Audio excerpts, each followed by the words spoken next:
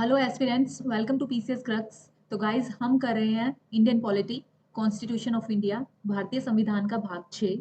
Last class में हमने article 210 तक कवर कर लिया था। आज हम करेंगे आर्टिकल 211, 12 और उसके बाद 213, 214 से लेकर 232 तक जितने भी आर्टिकल्स हैं वो हाई कोर्ट को कैटर करते हैं। तो आज हम 224 आर्टिकल्स तक कवर करेंगे, उसके बाद नेक्स्ट क्लास में करेंगे। ठीक है, तो आज का जो मेन फोकस रहेगा वो हाई कोर्ट्स है। ठीक है, तो आर्टिकल 211, 12 और 13 जो पीछे हमने विधानमंडल किया था उससे रिलेटेड ही आर्टिकल्स हैं, उसी को आज कंप्लीट कर लेंगे। ये जितने भी आर्टिकल्स हैं सारे ही इंपॉर्टेंट हैं।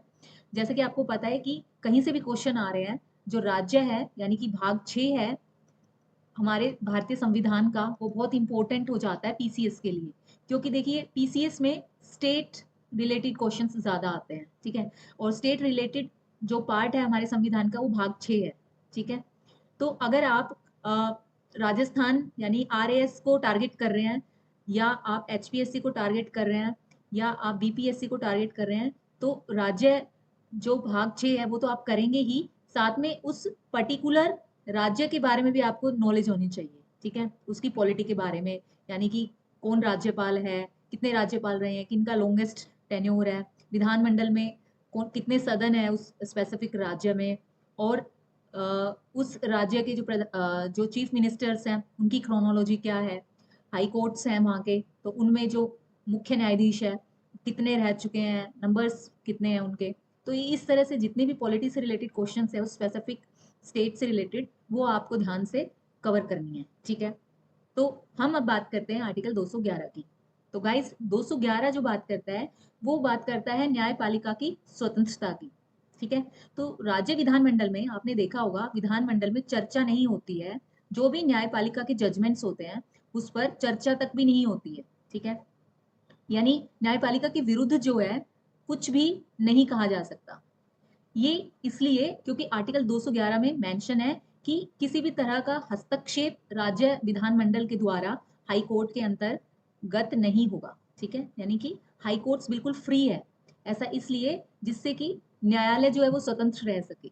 तो एक तरह से हाई कोर्ट्स या जो सर्वोच्च न्यायालय है यानी कि सुप्रीम कोर्ट्स हैं, उनके विरुद्ध किसी भी तरह का मतलब कोई भी जजमेंट हो जाए, चाहे वो आपको पसंद हो या ना पसंद हो, तो उसकी अवमानना मानी जाएगी अगर हस्तक्षेप या किसी तरह की चर्चा या उसके विरुद्ध कोई भी स्टेटमेंट जारी किया जाता है या बोला जाता है, या स्पीच के नाम पर आप किसी भी सदन में बोल रहे हो एज अ सदस्य या एज अ मंत्री, वो आपको मनाही है पूरी तरह से, यानी कि आप जिक्र भी नहीं करोगे। ऐसा इसलिए जिससे कि जो न्यायालय है वो बिना किसी संकोच के, बिना किसी हस्तक्षेप के निष्पक्ष और स्वतंत्रता को फील करके अपने जजमेंट्स देता रहे। ठीक है, यानी कि एक तरह से कार्यपालिका को न्यायपालिका से पृथककरण का ये सिद्धांत यहाँ पर आर्टिकल 211 के द्वारा देखा जा सकता है। ठीक है, सिर्फ राज्य विधानमंडल इम्पीचमेंट के टाइम यानी कि महाअभियोग के टाइम, महाअभियोग कब होता है आपको पता ही है, जब हाई कोर्ट के जो जजेस हैं उन्होंने कोई गलत आचरण किया है, गलत आचरण वो भी संवैधानिक गलत आचरण। ठीक है, ठीक है, यानी कि कोई कदाचार जो संवैधानिक तौर पर जो चीजें हैं वहां पर कदाचार यानी कि भ्रष्टाचार इत्यादि। ठीक है, वो भी प्रूव्ड, यानी कि ऐसा नहीं है कि संदेह है, सिर्फ प्रूव्ड है, प्रूवन है। ठीक है, तो इस आधार पर, या फिर वो अक्षम है, यानी कि अक्षमता दूसरा आधार है, ये दो आधार पर ही हाई कोर्ट के जजेस के अगेंस्ट इम्पीचमेंट की प्रोसेस शुरू की जा सकती है सदन में। ठीक है, तो सिर्फ इसी के अंतर्गत हस्तक्षेप, हालांकि ये हस्तक्षेप नहीं माना जाएगा, यानी कि न्यायपालिका से रिलेटेड एक ही अधिकार है विधानमंडल को, वो है इम्पीचमेंट का, और वो भी तभी इन दो आधारों पर, या तो अक्षम है हाईकोर्ट के जजेस जिस भी पर्टिकुलर जज के खिलाफ ये इम्पीचमेंट का प्रोसेस शुरू करने जा रहा है विधानमंडल, तो या तो वो अक्षम है या वो प्रूवन कदाचार के आरोपी हैं। ठीक है, अब बात करते हैं आर्टिकल 212 की। अच्छा हाँ, यहाँ पर एक चीज और मैं यहाँ बताना मुझे ध्यान नहीं रहा कि उच्च न्यायालय या सर्वोच्च न्यायालय के विरुद्ध चर्चा नहीं की जा सकती। ठीक है, ये सिर्फ हाई कोर्ट्स के जजेस या हाई कोर्ट के जजमेंट के बारे में ही नहीं है, विधानमंडल में जो सुप्रीम कोर्ट जो जजमेंट देंगे उनके खिलाफ भी, उनके विरुद्ध भी किसी भी तरह की चर्चा संभव नहीं है सदन के अंदर। ठीक है, आर्टिकल 212 बात करता है कि न्यायालयों का भी हस्तक्षेप नहीं होगा। देखिए अभी हमने क्या जिक्र किया कि कार्यपालिका और न्यायपालिका का पृथक्करण। ठीक है, ये आपने देखा भी होगा, कार्यपालिका और न्यायपालिका का पृथक्करण जिक्र कहाँ पर है? डीपीएसपी में भी है ना, directive principle of state policies. ठीक है, तो यहां पर भी जिक्र है आर्टिकल 50 में। ठीक है, तो आर्टिकल 50 बात करता है कार्यपालिका और न्यायपालिका के पृथक्करण की, यानी ना तो न्यायपालिका कार्यपालिका के काम में हस्तक्षेप करेगा, जो कि आर्टिकल 212 कैटर कर रहा है। 212 खंड 1 में ये जिक्र है कि न्यायपालिका हस्तक्षेप नहीं करेगा। जो भी कार्रवाई या आंतरिक कामकाज है विधान पालिका का, या छोटी मोटी जो त्रुटियां हो जाती है, तो उसमें अदालत उसमें अदालत यानी कि न्यायपालिका किसी भी तरह का वहां पर मतलब कोई भी न्यायिक या एक इसको वर्ड दिया जाता है हस्तक्षेप नहीं करेंगे। ठीक है, तो एक छूट मिलती है विधान पालिका को कि वो कुछ भी बोल सकते हैं वहां पे। स्पीच यानी कि एक्सप्रेशन का अधिकार है सभी सदस्यों को, सभी सदन सदस्यों को। ठीक है, तो अगर किसी भी तरह की इस तरह की कोई बात हो जाती है जो कि न्याय के योग्य है बाहर, लेकिन इनको विशेषाधिकार है। आर्टिकल मैंने पीछे भी बताया था, मैं अभी ध्यान नहीं आ रहा मुझे, तो उस आर्टिकल के अंतर्गत विशेषाधिकार है सदन के सदस्यों को। ठीक है, लेकिन वो बात अलग है विशेषाधिकार की। यहाँ पर बात हो रही है कि न्यायपालिका हस्तक्षेप नहीं करेगी। 212 खंड 1 में मेंशन है आर्टिकल में। ठीक है, यानी कि न्यायालय के प्रति कोई जवाबदेही नहीं है, किसकी? कार्यपालिका की। ठीक है, तो यानी जो भी काम काज होगा, जो भी चीजें होंगी सदन के अंदर या सदस्यगण जो भी कार्य कर रहे हैं, तो उस कार्य प्रणाली में हस्तक्षेप किसी भी प्रकार का न्यायालय का नहीं होगा।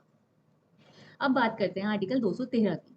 आर्टिकल 213 बात करता है कि वो राज्यपाल को एक शक्ति दी जाती है। अब आपको याद आ रहा होगा अध्यादेश आर्टिकल 123, ये राष्ट्रपति को प्रोवाइडेड है। ठीक है, राष्ट्रपति जी को ये हासिल है आर्टिकल 123 के अंतर्गत अध्यादेश जारी करने का अधिकार। ठीक है, तो यही सेम अधिकार राज्य में राज्यपाल को है आर्टिकल 213 में। देखिए यहाँ पे अगर आप वापस से देखेंगे तो 213 में से जब 123 को घटाएंगे तो 100 का मार्जिन, सॉरी 90 का मार्जिन आ रहा है अभी भी, है ना। तो आपको ध्यान रखना है कि अभी तक भी 90 का ही चल रहा है। हम 202 से शुरू कर रहे थे, तब से लेकर अभी तक 90 का मार्जिन चल रहा है। ठीक है, तो राज्यपाल को ये शक्ति देता है आर्टिकल 213 कि ऐसे समय में जब सदन सत्र में ना हो, ठीक है, सत्र ना चल रहा हो, सत्र ना चल रहा हो, तो ऐसे सिचुएशन में कोई भी आकस्मिक जरूरत पड़ सकती है या कोई परिस्थिति ऐसी बन सकती है जिसमें कि किसी स्पेसिफिक यानी विशेष या कोई जरूरी कानून की जरूरत पड़ जाए। तो ऐसी स्थिति में भाई क्या होगा? अब जो सदस्यगण है या जो सदन है वो तो बैठा हुआ नहीं है, तो ऐसी स्थिति में अगर गवर्नर को लगता है तो वो कानूनी शक्ति का प्रयोग कर सकते हैं। और ये कानूनी शक्ति क्या है? उनकी अध्यादेश। ठीक है, तो तत्काल कानूनी कार्रवाई की आवश्यकता हो तो अध्यादेश जारी कर सकते हैं राज्यपाल। ठीक है, और हर अध्यादेश को कानूनी शक्ति प्राप्त होती है बिल्कुल एज इट इज, जैसे कि कोई कानून हो। तो ऐसे नहीं माना जा सकता कि भाई ये कानून नहीं है, ये तो अध्यादेश है। अध्यादेश तब अध्यादेश माना जाएगा कि भाई वो 6 महीने के बाद, 6 हफ्ते के बाद, जब दोबारा से अनुमोदन ना करे विधानमंडल। ठीक है, उसके बाद वो खत्म हो जाएगा क्योंकि वो अध्यादेश था, है ना। लेकिन कानून खत्म नहीं होता है। लेकिन जब तक 6 महीने प्लस 6 हफ्ते, और अगर ऐसी स्थिति के बाद अगर वो अनुमोदन ना भी मिले, ठीक है, ना भी मिले, तो भी वो 6 महीने 6 हफ्ते तक अध्यादेश बिल्कुल कानून की तरह से लागू होगा। उसमें कोई मीन मेक नहीं निकाल सकता कि ये अध्यादेश है, कानून नहीं है तो इसको कम तवज्जो दी जाएगी। ऐसा नहीं होगा, वो कानून की तरह बिहेव करेगा अध्यादेश। ठीक है, 6 महीने इसलिए मैंने बोला क्योंकि ये मैक्सिमम, मैक्स टू मैक्स है।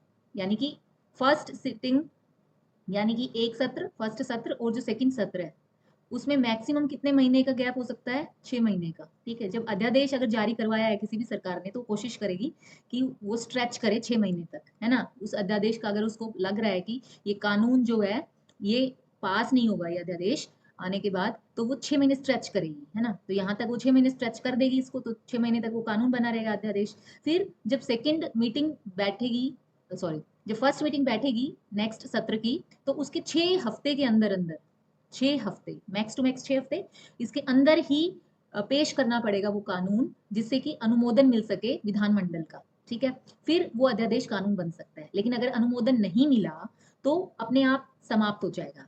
या पेश नहीं किया गया वो अध्यादेश, क्योंकि गवर्नमेंट को तो पता होता है इस पर्टिकुलर कानून को अनुमोदन नहीं मिलेगा, तो वो पेश ही नहीं करती है। लेकिन उसने एंटरटेन तो कर लिया ना 6 महीने 6 हफ्ते तक उस स्पेसिफिक कानून से, अपना काम तो निकाल ही लिया, और जो कि आजकल हमारी सरकारें करती ही रहती हैं ऐसे काम, है ना। तो अध्यादेश के द्वारा बहुत सारे ऐसे कानून ला दिए जाते हैं कुछ समय सीमा के लिए, जो कि इतने इम्पोर्टेंट वैसे नहीं होते, लेकिन सरकार या सरकारी लोगों के लिए बहुत इंपॉर्टेंट होते हैं। समझ रहे हो ना मेरी बात। तो आपको ध्यान रखना है यहाँ पे 6 महीने प्लस 6 हफ्ते मैक्स टू मैक्स कोई अध्यादेश कानून बनकर रह सकता है। ओके, अब बात करते हैं कि अध्यादेश होता क्या है। देखिए, अध्यादेश सबसे पहले तो यहाँ पर बात हुई कि अवकाश के दौरान लाया जाता है गवर्नर के द्वारा। अब यहाँ पर गवर्नर की सलाह होती है। बेसिकली भाई, गवर्नर तो सिर्फ क्या करते हैं, साइन करते हैं ना। तो साइन का मतलब यहाँ पे सलाह आवश्यक होती है, लेकिन लाता कौन है? लाता तो काउंसिल ऑफ मिनिस्टर है ना, काउंसिल ऑफ मिनिस्टर से आती है, यानी कि सीएम लाते हैं, या गवर्नमेंट कह सकते हो आप उनको, ठीक है। ये चाहते हैं तभी गवर्नर की सलाह ली जाती है और उनके साइन कराए जाते हैं और एक ऑर्डर पास किया जाता है, ठीक है। उसको कहते हैं अध्यादेश, ठीक है। लेकिन यहाँ पे याद रखने वाली बात है वो ये है कि कुछ ऐसे एरियाज हैं वहां पर मान लो सीएम और गवर्नर जो है, देखिए यहाँ समझने के लिए, यहाँ देखिए सेंट्रल गवर्नमेंट है यहाँ, ये मान लो बीजेपी है, ठीक है। और जो सीएम है किसी पर्टिकुलर स्टेट का, मान लो यहाँ पे हरियाणा का, ठीक है। अब यहाँ के जो सीएम है वो भी बीजेपी के हैं, ठीक है। अब जो गवर्नर है उनको अपॉइंट किसने किया? प्रेसिडेंट ने। प्रेसिडेंट किनके हैं, किनकी बात मान रहे हैं? सेंट्रल गवर्नमेंट की, ठीक है। तो एक तरह से इन्हीं का नुमाइंदा है, बीजेपी का ही नुमाइंदा हुआ है यहाँ पर गवर्नर, ठीक है। तो इनकी तो आपस में खूब बनेगी, ठीक है। तो हो भी सकता है कि गवर्नर इनकी परमिशन के लिए आरक्षित कर दे किसी भी बिल को, तो अध्यादेश को भी कर सकते हैं। तो अध्यादेश भी यानी कि अप्रूवल के लिए जा सकता है सेंट्रल गवर्नमेंट के पास, यानी कि प्रेसिडेंट के पास, ठीक है। लेकिन सिचुएशन अगर बिल्कुल डिफरेंट हो, यानी कि जो सेंट्रल गवर्नमेंट है और जो स्टेट गवर्नमेंट है अलग अलग डिफरेंट पार्टीज से बिलोंग करती हो, तो ऐसे सिचुएशन में तो ज्यादातर अध्यादेश जो है गवर्नर प्रेसिडेंट के पास भेजते ही भेजते हैं। और अगर गवर्नर को ये लगे, क्योंकि गवर्नर तो नुमाइंदा है केंद्र सरकार का, है ना, तो वो कोशिश करेगा कि हर एक में अड़चन डालेंगे, है ना। अगर अगेंस्ट लग रहा है कि सेंट्रल गवर्नमेंट नहीं चाहती है, तो वो उसको रोकने की कोशिश करेंगे, तो अध्यादेश पर साइन नहीं करेंगे, या प्रेसिडेंट की सलाह के लिए या अनुमति के लिए उसको आरक्षित कर देंगे, उसको वहां भेज देंगे, ठीक है। तो ये सिचुएशन यानी कि प्रैक्टिकल सिचुएशंस जो है वो इस तरह से रहती है। और ये सही भी है एक तरह से, कई बार मतलब दोनों तरह से है। देखो, इसके पॉजिटिव इम्पैक्ट भी है और नेगेटिव भी है। पॉजिटिव तो ये है कि जो स्टेट गवर्नमेंट है वो अपनी मनमानी ना कर सके, है ना। मनमानी नहीं कर सकता, क्योंकि वो प्रेसिडेंट के अप्रूवल के लिए वो गवर्नर है, उसको आरक्षित रख सकता है या भेज सकता है, अनुमति जो प्रायर अनुमति है उसकी जरूरत पड़ती है, ठीक है। दूसरा नेगेटिव इम्पैक्ट ये होता है कि अगर दोनों जगह पे पार्टीज अलग हो, डिफरेंट पार्टीज हो, है ना, तो ऐसे में क्या होता है कि अगर स्टेट गवर्नमेंट को सच में भी जरूरत है किसी पर्टिकुलर कानून की, और सदन जो है वो अभी अवकाश पर है, ठीक है, तो ऐसी स्थिति में उनको अध्यादेश की जरूरत है। लेकिन यहाँ पर गवर्नर क्योंकि नुमाइंदा है तो वो रोड़े अटकाएंगे, ठीक है। समझ रहे हो ना। तो ये इसका नेगेटिव इम्पैक्ट भी है, तो दोनों तरह से। तो यहाँ पे कोशिश की जानी चाहिए मैच्योर पॉलिटिक्स की, ठीक है। पॉलिटिक्स कैसा होना चाहिए? मैच्योर, यानी कि अगर संघात्मक हमारी सरकार है ना, संघात्मक देश है हमारा भारत देश, तो यहाँ पे जरूरत है कि मैच्योर सीएम हो, कि यानी कि अनर्गल वो अध्यादेश ना जारी करवाए गवर्नर के थ्रू। दूसरा, सेंट्रल गवर्नमेंट है वहां पर भी मैच्योर पीएम हो, ठीक है। तो अगर जरूरत पड़ रही है स्टेट गवर्नमेंट को तो अड़ंगा ना लगाया जाए। और दूसरी स्थिति ये हो सकती है कि पीएम वहीं पर अड़ंगा लगाए जहाँ पे जरूरी है अड़ंगा लगाना, भाई स्टेट गवर्नमेंट अपनी मनमानी या गलत तरीके से अपनी पावर्स का मिसयूज ना कर सके, ठीक है। आई होप आपको सिचुएशन समझ आ गई होगी, और क्यों जरूरी है ये समझना एक पॉलिटिकल स्टूडेंट के लिए, ये भी आपको समझ में आ गया होगा ना। तो ये चीजें हमें लगता है कि हम सिर्फ पढ़ रहे हैं, बेसिकली ये अगर आप कभी आगे पॉलिटिक्स ज्वाइन करना चाहते हो या ना भी करना चाहते हो, एज अ सिटीजन या एज अ नागरिक आपको ये सारी चीजों से अवेयर होना चाहिए कि क्या सिचुएशन है, कौन किस तरह से बिहेव कर रहा है, जिससे कि आप अपने आप को एनालाइज मतलब एनालाइज आप कर सको सिचुएशंस को, कि आपको कोई बेवकूफ ना बनाए, ना तो कोई मीडिया और ना ही कोई न्यूज़पेपर, वो भी एक मीडिया ही होता है, खैर। तो ना तो प्रिंट मीडिया आपको बेवकूफ बना पाए, ना कोई एनालिस्ट आपको बेवकूफ बना पाए, आपका खुद का भी एनालाइज करने का दिमाग डेवलप हो सके पॉलिटी के लिए, है ना। तो ये सारी चीजें आपको पता होनी चाहिए। चलिए, अब नेक्स्ट मूव है हमारा हाई कोर्ट। हाई कोर्ट जो है वो आर्टिकल 214 से शुरू होकर 232 तक है। ठीक है, अब देखिए 214 हाई कोर्ट। ठीक है, अब अगर आपको याद हो 124 सुप्रीम कोर्ट। देखो यहाँ पे सेम वही डिजिट्स हैं, सिर्फ आगे पीछे करनी है आपने। जैसे 123 अध्यादेश सेंट्रल गवर्नमेंट के लिए संघ में था, और यहाँ पर था 213। यहाँ पर भी डिजिट्स चेंज हुई थी, है ना। तो यहाँ भी 2 1 आगे आ गया, और यहाँ भी 2 1 ये उल्टा होगा। ठीक है, तो आपको ये ध्यान रखना है। ये याद करने की छोटे छोटे ट्रिक्स हैं, जो आप ध्यान रखोगे तो आपके लिए ईजी रहेगा, क्योंकि इतनी सारी चीजें ना याद करने के लिए अब सारी इधर उधर हो जाती है बहुत बार ना। तो ये सारे प्रैक्टिस या ये सारे फॉर्मूलाज अपने दिमाग में आपको डेवलप करने ही पड़ेंगे, इनके अलावा आपके पास कोई और चॉइस या ऑप्शंस नहीं है। चलिए अब बात करते हैं आर्टिकल 214 की। तो 214 के अंदर ये मेंशन है कि प्रत्येक राज्य के लिए एक उच्च न्यायालय होगा, यानी कि हर राज्य के लिए एक हाई कोर्ट होगा। ठीक है, ये हमारे संविधान में मेंशन है।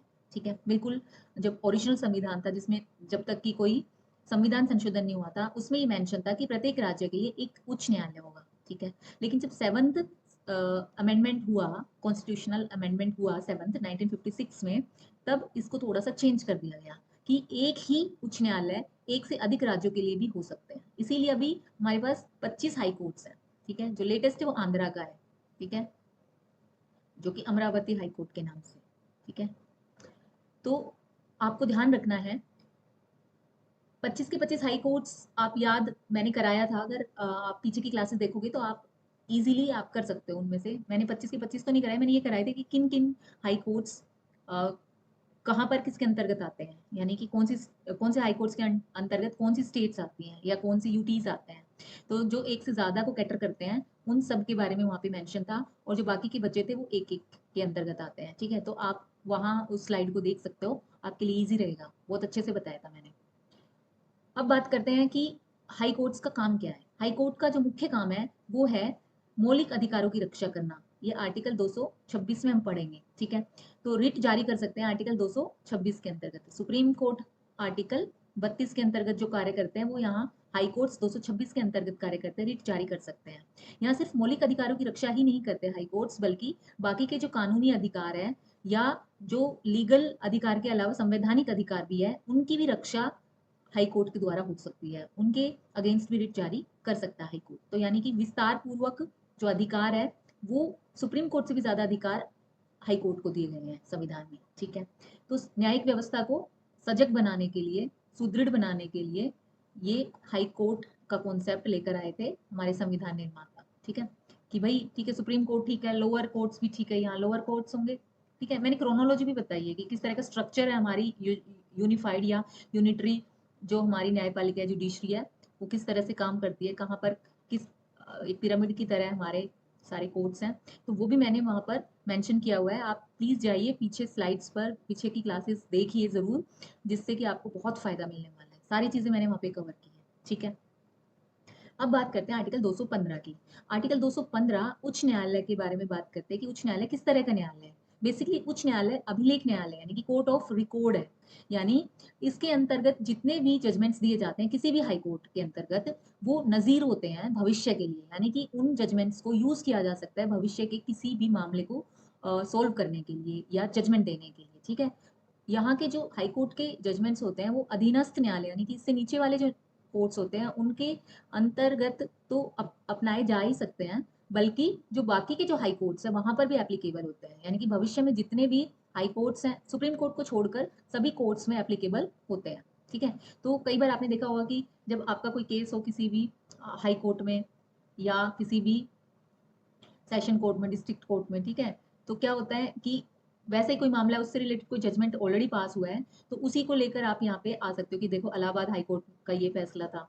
ठीक है, या अ, मद्रास हाई कोर्ट ने ये फैसला दिया था इसी सेम तरह का मामले में। तो आपके वकील उस तरह से काम करते हैं। ठीक है, तो एक तरह से नजीर बनते हैं, इसीलिए अभिलेख न्यायालय कहे जाते हैं हाई कोर्ट्स। अभिलेख न्यायालय सुप्रीम कोर्ट भी है आर्टिकल 129 के अंतर्गत, अगर याद हो तो। ठीक है, अब दूसरा जो कार्य है हाईकोर्ट का वो है स्वयं की अवमानना के लिए दंड देने की शक्ति, यानी कि इसका अधिकार भी हाई कोर्ट्स को है। एक तरह से पनिशमेंट फॉर कंटेम्प्ट, यानी कि हाई कोर्ट ने कोई भी जजमेंट दिया है अगर उसको कोई मान नहीं रहा है तो वो दंड देने की शक्ति रखता है हाई कोर्ट। ये नहीं है कि बस ऐसे ही, भाई अगर ऐसे ही होने लगा कि कोर्ट ने कोई जजमेंट दिया है, कोई बात कही है किसी भी पार्टी को, चाहे वो पिटिशनर हो चाहे वो अदर पार्टी हो, ठीक है, ये डेस्पोनेंट कहते हैं इसको, वो हो, तो क्या होगा अगर वो नहीं मानेंगे तो फिर उस कोर्ट के फैसले का मतलब ही क्या हुआ, कोर्ट में जाने का मतलब ही क्या हुआ, है ना। तो ऐसे सिचुएशन में जब कोई अवमानना करता है तो ऐसी स्थिति में हाई कोर्ट या कोर्ट्स जो है वो दंड देने की शक्ति रखते हैं, ठीक है। ये सभी कोर्ट्स को होता है वैसे। आर्टिकल 216 में मेंशन है कि संरचना क्या है हाई कोर्ट की, यानी कि स्ट्रक्चर कैसा है, तो ये आपको पता ही है। एक मुख्य न्यायाधीश होते हैं, चीफ जस्टिस होते हैं, और उसके नीचे जो होते हैं वो होते हैं नंबर ऑफ जजेस, ठीक है।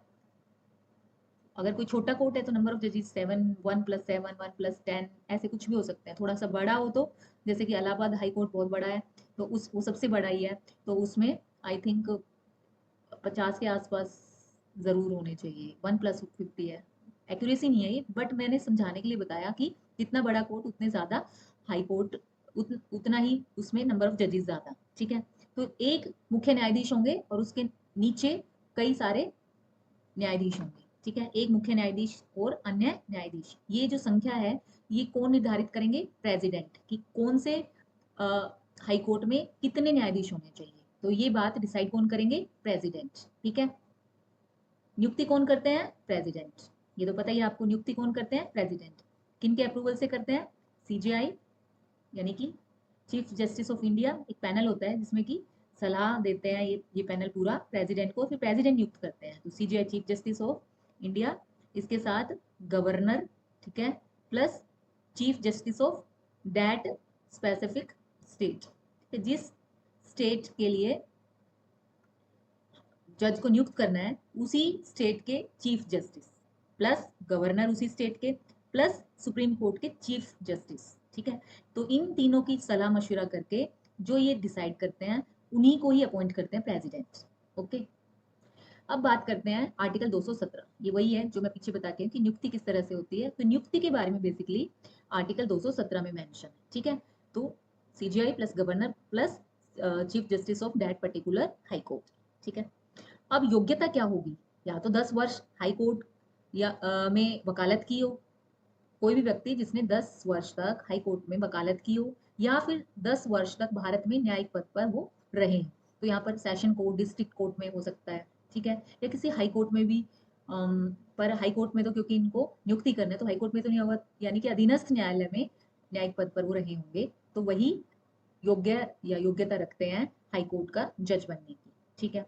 पद की शर्तें भी हैं कुछ, कि सेवानिवृत्ति की जो आयु है वो है 62 वर्ष, जबकि सुप्रीम कोर्ट में ये 65 वर्ष है, ठीक है। जो इनका जो ट्रांसफर है वो प्रेसिडेंट करेंगे, ठीक है। अब आपको यहाँ ध्यान देना है कि जो ट्रांसफर है वो प्रेसिडेंट करते हैं, लेकिन किसकी, यहाँ पर भी ऐसा नहीं कि अपनी मर्जी से कर देंगे ट्रांसफर, यहाँ पर भी जो चीफ जस्टिस ऑफ इंडिया इनकी सलाह पर ट्रांसफर होता है। अच्छा, यहाँ पे आपको ध्यान रखना है कि जो हाई कोर्ट के जो जजेस हैं उनका जब स्थानांतरण होता है वो किसी दूसरे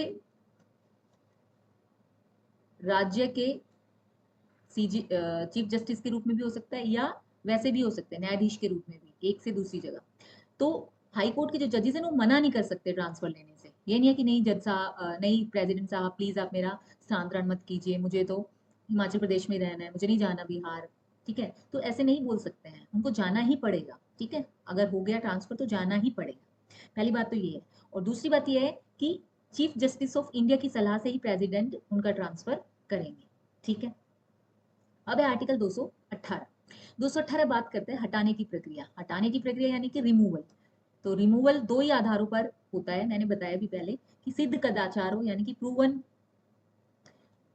मतलब कदाचार का मतलब यानी कि प्रूव हो चुका हो उनका आचार कि वो करप्ट है, ठीक है, या संवैधानिक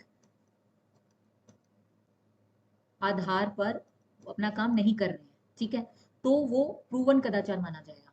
दूसरा है अक्षमता, यानी कि वो अपने कार्य को करने के लिए सक्षम नहीं है। वो सक्षमता किसी भी तरह से हो सकती है, या तो उनका दिमागी संतुलन बिगड़ गया है, या वो बीमार रहते हैं, तो अक्षमता के आधार पर भी, ठीक है, ये दो आधार है, फिर भी वो अपनी सीट पे बने हुए हैं। तो ऐसे स्थिति में लोगों को न्याय मिलने की उम्मीदें जो है वो धराशायी हो जाती है या कमजोर हो जाती है, तो इसीलिए उनको हटाने की प्रक्रिया इम्पीचमेंट है, ठीक है। इम्पीचमेंट आपको पता ही है क्या है, ठीक है। तो केवल दो आधार पर ही उनको हटाया जा सकता है, वैसे सिंपली उनको नहीं हटाया जा सकता, अगर वो खुद इस्तीफा देना चाहे तो एक अलग बात है, अदरवाइज उनको हटाया नहीं जा सकता। उनके ऊपर महाअभियोग ही चलता है जो कि संसद में चलाया जाता है, दोनों सदनों में विशेष बहुमत पारित होना चाहिए, तभी उनको हटाया जा सकता है। ठीक है, तो जो प्रक्रिया है ये हमने पहले भी कई बार इसके बारे में जिक्र किया है, तो आप पीछे की क्लासेस में जाकर देख सकते हैं। अब आर्टिकल 219 की बात करते हैं। 219 बात करता है शपथ की। तो जब भी कोई भी न्यायाधीश किसी भी उच्च न्यायालय के न्यायाधीशों को जब भी वो पद ग्रहण करते हैं, उससे पहले उनको एक शपथ लेनी पड़ती है, और ये शपथ अनिवार्य है।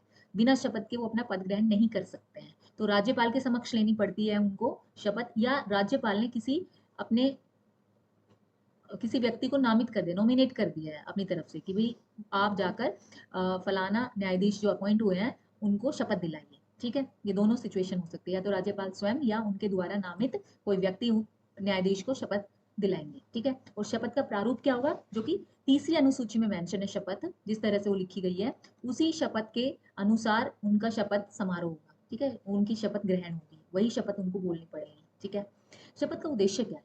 देखिए, जो शपथ ली जाती है ना, एक तरह से ये एक आपके अंदर नैतिकता का संचार करती है ना, कि और ये एक जरूरी चीज होती है। जब हम किसी भी संवैधानिक पद पर आप देखेंगे, या हम नॉर्मली भी कोई ओथ लेते हैं, जैसे आजकल सफाई के बारे में सफाई पखवाड़ा, स्वच्छता पखवाड़ा चल रहा है देश में, तो हम एक शपथ लेते हैं कि हम साफ सफाई रखेंगे अपने आसपास, और लोगों को भी जोड़ेंगे, कम से कम 100 लोगों को इसमें शामिल करेंगे कि वो भी साफ सफाई रखे, और हम अपने स्कूल की, विद्यालय की, अपने आसपास के एरिया की, अपने घर की, अपनी विसिनिटी की, सबकी सफाई का ध्यान रखेंगे। तो ये शपथ लेते हैं हम सब, है ना। तो शपथ का उद्देश्य होता है बेसिकली, अगर हम यहाँ इस कॉन्टेक्स्ट में बात करें, संविधान का पालन करेंगे वो पर्टिकुलर जज, और संप्रभुता जो है संविधान की और अखंडता है उनको बनाए रखने के प्रति वो एक तरह से जवाबदेह होंगे, उत्तरदायी होंगे। ठीक है, क्योंकि सारा का सारा जो दारोमदार है संविधान का, वो किसको दिया हुआ है? सुप्रीम कोर्ट को दिया हुआ है ना। सुप्रीम कोर्ट के ही अंतर्गत आते हैं हाई कोर्ट्स, हाई कोर्ट के अंदर ही आते हैं डिस्ट्रिक्ट कोर्ट्स, यानी कि एक तरह से एक चेन है, इन सब के मिलने से ही हमारा जो संविधान है वो बना रह सकता है। ठीक है, तो एक तरह से अभिभावक है जैसे सुप्रीम कोर्ट, तो एक तरह से ये विकेंद्रीयकरण है न्यायिक इस प्रथा का, या न्यायिक जवाबदेहिता का। तो इसलिए इन सब का एक मोटिव बन जाता है, इसीलिए शपथ दिलाई जाती है जितने भी डिग्निटरीज होते हैं, जो भी संवैधानिक पदों पर बैठते हैं, कि वो संविधान के अकॉर्डिंग काम करें। ठीक है, अब बात करते हैं आर्टिकल 220 की।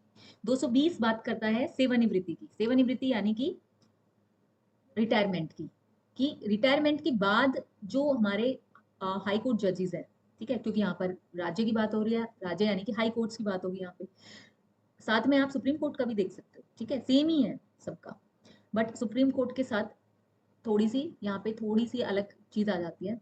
देखिए, जितने भी हाई कोर्ट्स के जितने भी जजेस हैं, वो अगर रिटायर हो गए हैं उसके बाद उनको वकालत करने की जो प्रथा है उनकी, यानी वो वकालत करना चाहते हैं, उनको प्रतिबंधित करने का जो आर्टिकल है वो है आर्टिकल 220, यानी कि मनाही है एक तरह से वकालत करने से, कि अगर आप रिटायरमेंट आपको हो गई है तो आप वकालत नहीं कर सकते, आपको रोका जाता है आर्टिकल 220 के अंतर्गत। ऐसा इसलिए कि जिससे कि वो कोई लाभ ना उठा सके, जब वो जिस वक्त न्यायपालिका के किसी भी पर्टिकुलर न्यायपालिका के न्यायाधीश है, उस वक्त उनको कोई फायदा आगे आने वाले अपने फ्यूचर के लिए वहां वो देख ना सके, यानी कि न्याय वो बिना पक्षपात के कर सके अपनी सीट पर बैठते हुए।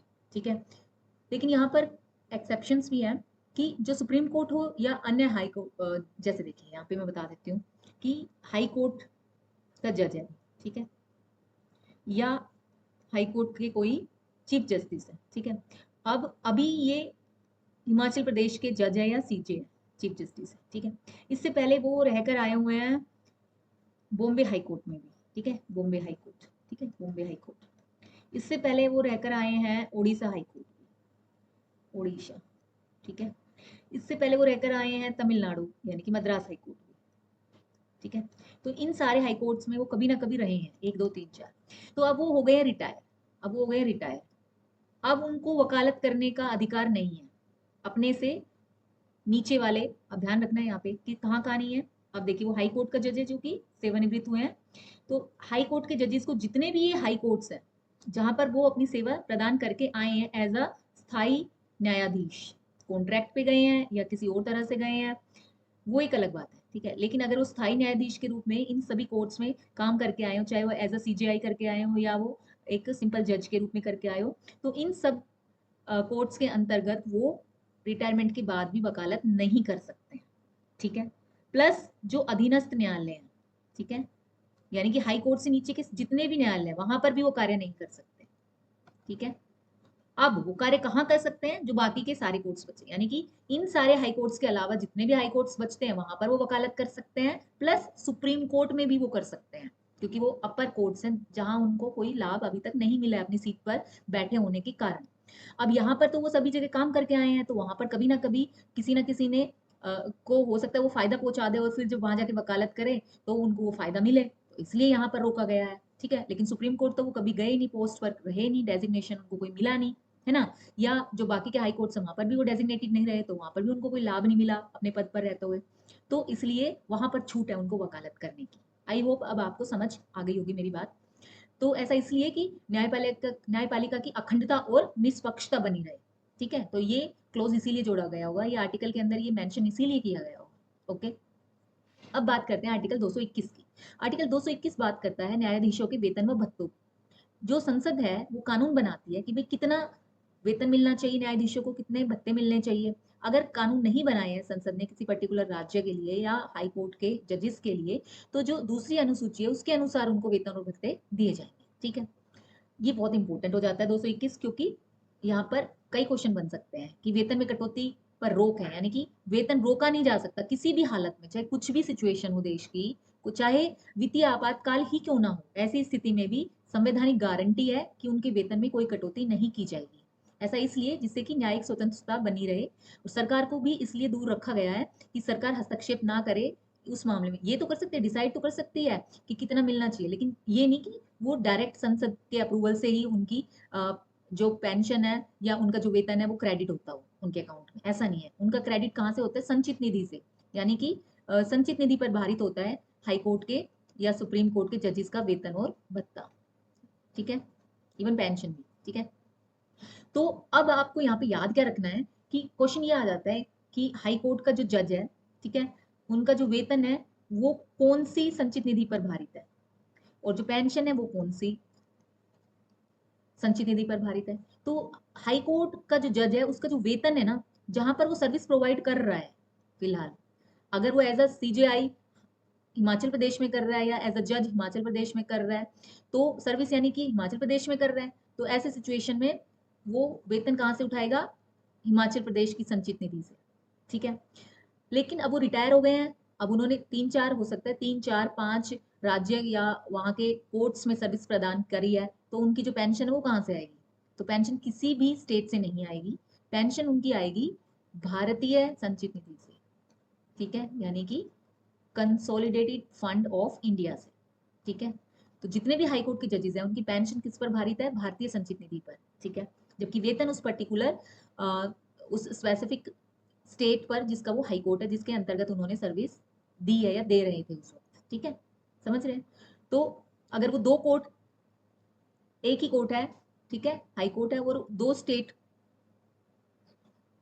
को सर्विस प्रोवाइड कर रहे हैं ना, एक ही कोर्ट कई स्टेट के लिए भी हो सकता है ना, तो ऐसी स्थिति में उन दोनों स्टेट की संचित निधि वो डिसाइड करते हैं आपस में किस तरह से काम होगा, ठीक है, वो एक अलग इश्यू। अब बात करते हैं आर्टिकल 222 की। आर्टिकल 222 बात करता है ट्रांसफर की। ये हमने पहले ही बात कर ली है कि वो ट्रांसफर जो है वो जो चीफ जस्टिस ऑफ इंडिया है उसकी सलाह से राष्ट्रपति करते हैं, ठीक है। और ऐसा इसलिए कि न्यायिक स्वतंत्रता बनी रहे कि भाई, और प्रशासनिक दक्षता भी बनी रहे या बढ़े, उसमें सहायक होते हैं ट्रांसफर से। एक जगह, अगर हम एक जगह रहते हैं पूरी लाइफ या काफी टाइम अपने लाइफ का एक ही जगह बिताते हैं, तो हम कई बार दक्षता जो है या एफिशिएंसी कहते हैं जिसको कि, एफिशिएंसी हमारी कम हो जाती है, लेस एफिशिएंट हो जाते हैं, है ना। एक ही काम को बार बार करते हो, एक ही जगह पे जाते जाते बोरियत भी हो जाती है, चेंजेस होना जरूरी होता है, ठीक है। और कई बार जरूरत के हिसाब से भी हमें एक जगह से दूसरी जगह सरकारी जगहों पर भेजा जाता है, ठीक है। अब बात करते हैं आर्टिकल 223 की। 223 बात करता है कि अगर ऐसी सिचुएशन आ जाए किसी भी हाई कोर्ट में कि वहां के जो मुख्य न्यायाधीश है उनकी जो जगह है वो रिक्त हो जाए, ठीक है, रिक्त यानी कि खाली हो जाए, या वो एब्सेंट हो जाए, या वो अक्षम है अपनी स्थिति पर रहने के लिए या अपनी सर्विस प्रोवाइड करने के लिए, तो ऐसी स्थिति में जो प्रेसिडेंट है वो कार्यवाहक मुख्य न्यायाधीश की नियुक्ति करते हैं, जो बाकी के और चीफ जस्टिस के अलावा जो और न्यायाधीश है उन्हीं में से किसी एक को नियुक्त करते हैं एज अ कार्यवाहक मुख्य न्यायाधीश। तब तक करते हैं जब तक कि दूसरा उनको सीजे यानी कि चीफ जस्टिस उस पर्टिकुलर कोर्ट के लिए ना मिल जाए। ठीक है, ऐसा इसलिए करते प्रेसिडेंट जिससे कि काम जो है वो सुचारू रूप से हो सके। ठीक है, इसमें बस इतना याद रखना है। फिर आर्टिकल 224 बात करता है कि जो अतिरिक्त यानी कि जो कॉन्ट्रेक्चुअल बेसिस पर, ठीक है, न्यायाधीशों की नियुक्ति करते हैं प्रेसिडेंट, उसके बारे में है। कई बार कई कोर्ट्स जो है वहां पर अप्रूवल तो कि भाई नंबर ऑफ जजेस कितने होंगे ये डिसाइड कौन करता है, प्रेसिडेंट करता है हाई कोर्ट के लिए। ठीक है, तो लेकिन वहां पे अभी कम है, लेकिन बर्डन ज्यादा आ गया काम का, बहुत सारे पेंडिंग केसेस चल रहे हैं। ठीक है, पेंडिंग केसेस है और भी बहुत सारा दबाव है, जो कि न्यायिक स्वतंत्रता या न्यायिक एक तरह से न्यायिक न्याय होता है ना एक, उसको उसका पालन करने के लिए जरूरत हो जाती है एक्स्ट्रा वर्कर्स की। यहाँ पर वर्कर्स कौन है, फिलहाल सेवा जो प्रदान कर रहे हैं वो है न्यायाधीश। तो उनकी नियुक्ति प्रेसिडेंट करते हैं, वो करते हैं राष्ट्रीय न्यायिक नियुक्ति आयोग के परामर्श से, यानी कि NJAC से। ठीक है, नेशनल जुडिशियल अपॉइंटमेंट कमीशन। ठीक है, तो इनके परामर्श से वो 2 साल से या 2 साल से अधिक की अवधि के लिए नियुक्ति कर सकते हैं, जब तक कि नए जजेस वहां पर अपॉइंट ना हो जाए या काम का बर्डन कम ना हो जाए। ठीक है, कई बार ऐसा भी होता है कि जितने भी नंबर ऑफ जजेस अप्रूव्ड हैं वो छुट्टी पर चले गए हैं, छुट्टी पर है या बीमार हो गए हैं, तो भी उनकी जगह वैकेंट हो जाती है, तो काम जो है वो बढ़ता जाता है। ठीक है, उस काम बढ़ते हुए काम के बोझ को कम करने के लिए भी अपॉइंटमेंट्स होती हैं। ठीक है, तो आर्टिकल 225 हम नेक्स्ट क्लास में करेंगे, क्योंकि ये बहुत इंपॉर्टेंट आर्टिकल है, इसलिए मैं चाहती तो अभी करा देती, लेकिन ये इतना छोटा नहीं था, तो मुझे लगा कि इसके लिए ज़्यादा टाइम चाहिए होगा, और हमारी क्लास ऑलरेडी काफ़ी लंबी हो चुकी है, तो इसलिए हम इसको नेक्स्ट क्लास में करेंगे। तो गाइज आई होप आपको क्लास अच्छी लगी होगी, अच्छी लगी हो तो डू कमेंट, रोज कहती हूँ, do like, share and subscribe. ठीक है, चलिए आज के लिए इतना ही, नेक्स्ट क्लास में मिलते हैं, तब तक के लिए tata, bye bye, take care.